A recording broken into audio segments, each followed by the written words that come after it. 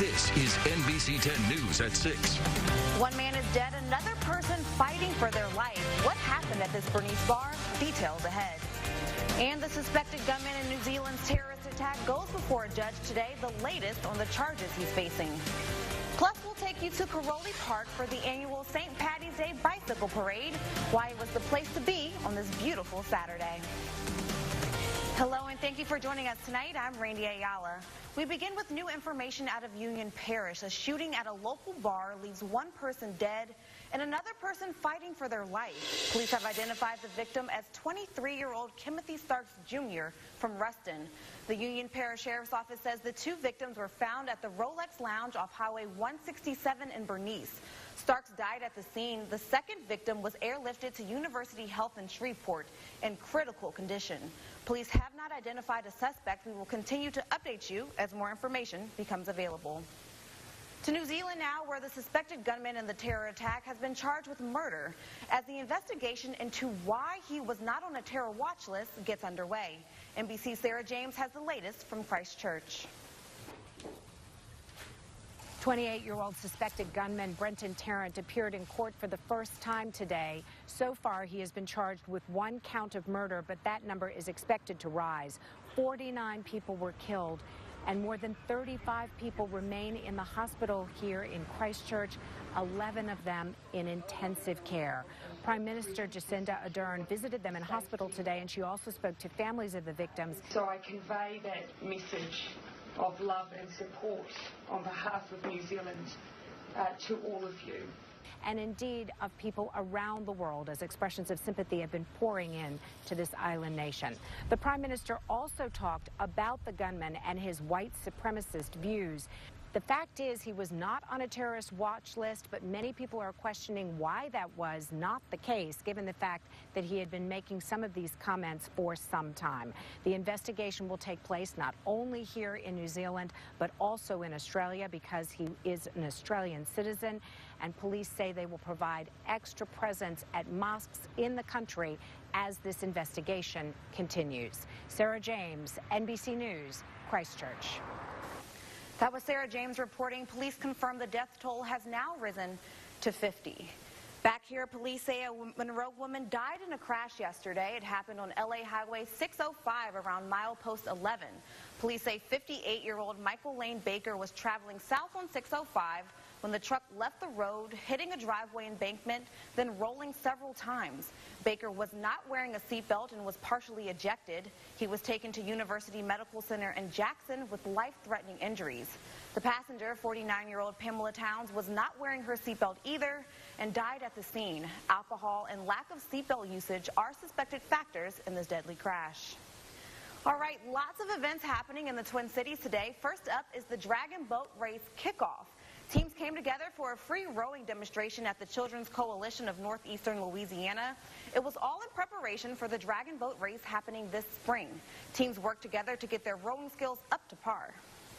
This is the fourth year that we've done it as a coalition, and it's our major fundraiser to help those programs that don't have regular funding, like Science of Suicide, like our teen pregnancy programs, like all of those programs that reach into the community and help kids. Kids also participated in arts and crafts. They even had the opportunity to plant their own herbs and vegetables in the garden. Dragon Boat Festival takes place May 10th and 11th. The spring weather got a lot of folks in the mood for spring cleaning. Hundreds of people drove into the Ike Hamilton parking lot earlier today to get rid of their household hazardous waste.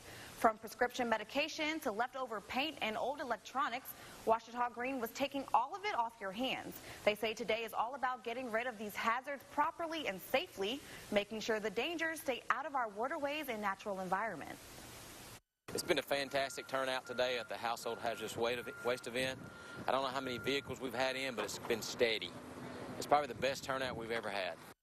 Each area in the parking lot was designated for different kinds of waste. With more than 150 volunteers on board, Ouachita Green collected tons of hazardous trash.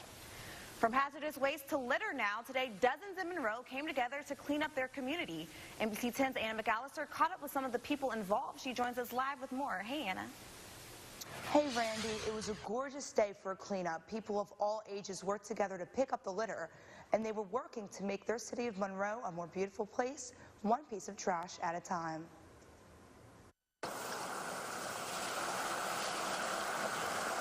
Bright-colored vests scattered along the road. With trash pickers in hand, volunteers work together to clean up Washington Street in Monroe and the surrounding area. The cleanup kicked off at Macedonia Baptist Church this morning. What we're doing is we're teaming up with churches, and especially the South Side area, to clean up the communities around their church and just the surrounding community. Nearly 50 volunteers spent their sunny Saturday morning strutting up and down the streets, picking up trash. It's an effort some say is an investment for the neighborhood. Of course, we want to give back to the community, help clean up the trash, make it look nice, make people want to be like, oh my gosh, like this is beautiful. Others say volunteering is their way of letting their neighbors know they care. It's important for us to be present in the communities where we live and where we work. And as volunteers clean, they remember those who walked these same roads before them. A lot of older people who have died have grown up here. My grandmother actually grew up, well, she actually lived over there, and she's dead now, but I know if she was here, she'd love to see me do this. With trash bags in hand and a goal in mind, those volunteers honored both past and present residents with their service. Good job. Keep Monroe Beautiful plans on having another event to collect old furniture next month. Live in the studio, Anna McAllister, NBC 10, your local news leader. Thank you, Anna. And the annual St. Patrick's Day Bicycle Parade rolled through Caroli Park this afternoon.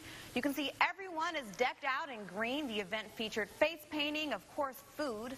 Vendors were on site as well, and prizes were awarded for the best dressed kid, adults, and even pet. Across the bridge, it was a gorgeous day for the Louisiana Food and Music Fest. The downtown river market was packed with festival goers. Of course, plenty of crawfish to go around, along with some other Louisiana staples like gumbo and jambalaya. The day was filled with live performances and complete with a craft beverage walk where folks could sample local wines, beers, and distilled liquor. All right, coming up next on NBC 10 News at 6, an Arkansas boy battling leukemia has spent the last year living in the hospital. How his friends, family, and community have rallied behind him. Coming up.